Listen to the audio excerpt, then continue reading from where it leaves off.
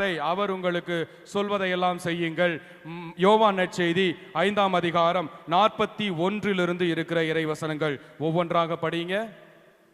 யோவான் நற்செய்தி 5:41.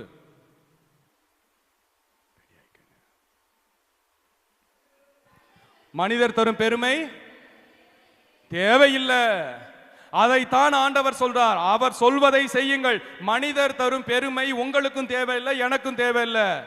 நம்ம இன்னைக்கு பாராட்டுவோம், ஏன்னா முகத்துக்கு முன்னாடி பாராட்டுவாங்க, முதுகுக்கு பின்னாடி போய் என்ன பேசுவாங்க நமக்கு நல்லா தெரியும். அதனால மனிதர் தரும் பெருமை நமக்கு தேவையில்லை. அப்படின்னா என்ன அர்த்தம் தெரியுமா? நீ தர துண்டு எனக்கு தேவையில்லை, நீ போத்துற ஷாலு எனக்கு தேவையில்லை, நீ படிக்கிற பெரிய வாழ்த்து செய்தி எனக்கு தேவையில்லை. எதிர்பார்க்க கூடாது.